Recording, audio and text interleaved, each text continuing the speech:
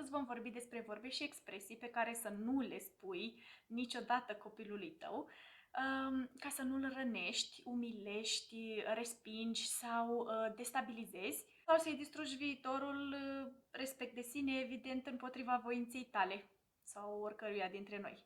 A ști ce să nu îi spui copilului tău, înveți în timp, iar când ai învățat, el deja este mare, plecat de acasă și purtând cu sine toate urmările grave ale cuvintelor noastre. Iată vorbele pe care îți recomand să le scoți din vocabularul tău. Tradiționala și bine cunoscută întrebare: cât a luat colegul X?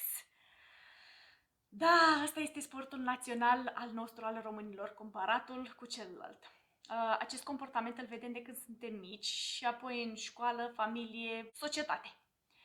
Adulții din jurul nostru încep: tu ce salariu ai?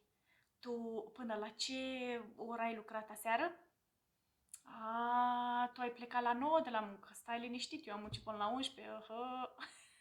Stilul ăsta competitiv se aplică și la nenorociri, bineînțeles, nu? Maică, eu nu mai aud bine.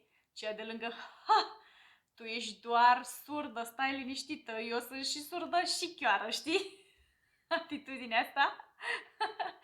Cuvintele acestea, ce au ca obiect să ceară o performanță mai bună cât a luat colegul, instalează în copil și rămâne o hipercompetitivitate absolut nesănătoasă. Se vede și în parcurile noastre auto, nu? Sau prin parcări. Cât și mai rău, copilul înțelege când începi să-l compari cu celălalt, că trebuie să urmeze turma și, bineînțeles, toate acestea se întorc împotriva noastră apoi. Ce faci, fumezi? Da. De ce? Pentru că toți prietenii mei fumează. Și am mai vorbit noi în trecut despre asta. Este clar ultimul lucru pe care ni-l dorim, așa-i? Mai degrabă un copil ce le spune celorlalți: poate ți se pare ok să fumezi, eu aleg să nu fumez și aș vrea să rămânem în continuare prieteni, știi? E alegerea ta dacă fumezi sau nu. Așadar, fără comparații. Nu este în regulă să compari un pește care înoată bine și nu se poate urca în copac ca o maimuță, știi? Sau să judeci maimuța că nu poate nota atât de bine ca peștele, dar se cațără de minune. Fiecare dintre noi suntem unici. Dacă nu vii cu mine, eu te las aici. Pa, eu plec! Ce se întâmplă de fapt cu acest mesaj? Ce îi spunem noi de fapt copilului? Dacă nu vii cu mine, te las aici. E ca și cum îi spune: dacă nu te comporți așa cum îmi place mie, ești oricând de părăsit, ești de înlocuit. Poate ți se pare dureros, dar el asta înțelege. Ce poate fi mai condiționat decât: dacă nu-mi place cum te comporți, eu plec. Instinctul tău acum o să fie să-mi spui: da, dar niciodată nu las, ajunge în punctul în care știe, nu mă crede, nu? Dar până să ajungă în punctul acela de a nu te crede, el chiar te crede. Și în creierașul lui se va contura o credință inconștientă, ca toate restul inconștiente pe care le purtăm. Dacă părinții, familia nu m-au iubit necondiționat, nimeni nu va iubi necondiționat.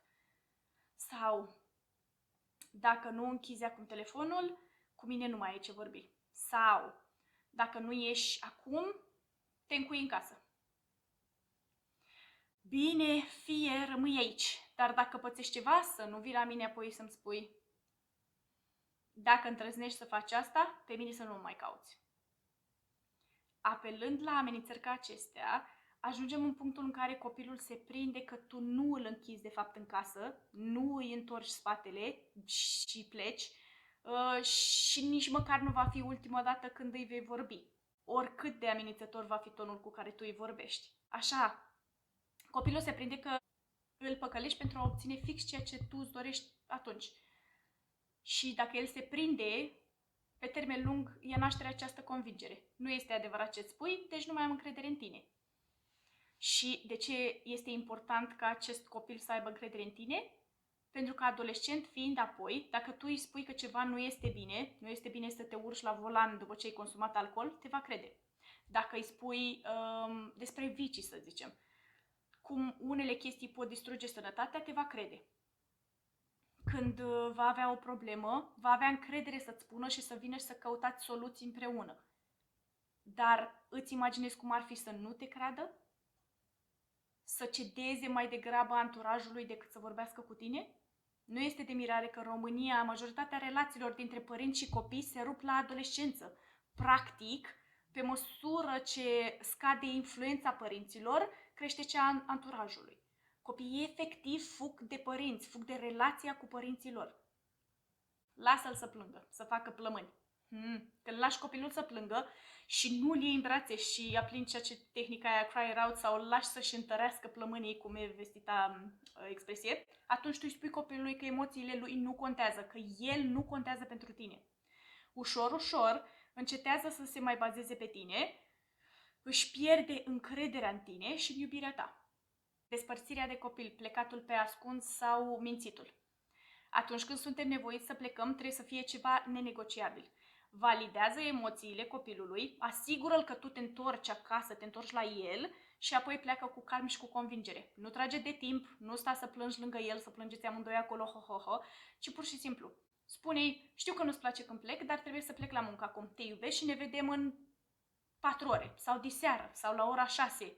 Hotărăște ceva ce pui tu să spui și spune-i. Faci așa cât spun eu.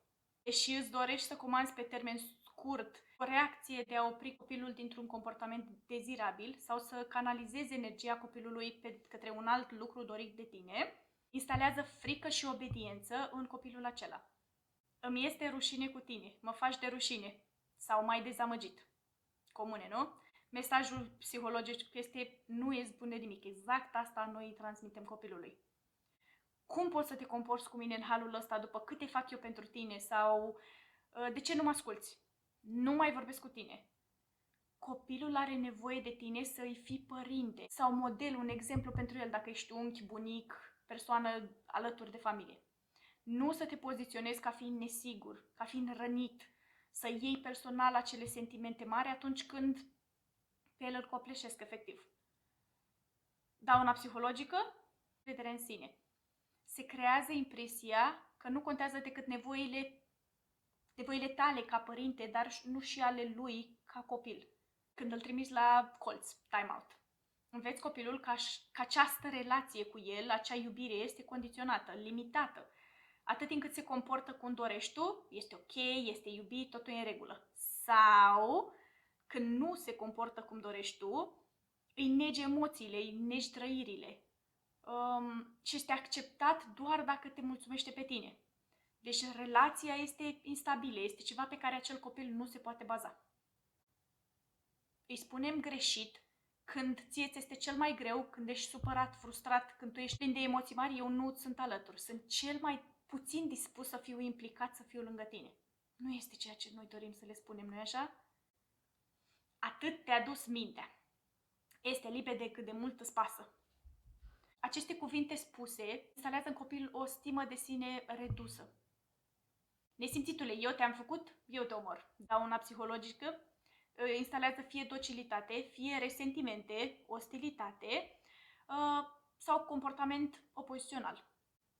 Ele comandă obediență prin forță și dă o hartă despre cum să se comporte și el la rândul lui cu alții, asupra cărora va ajunge să aibă o putere, o influență în decursul vieții.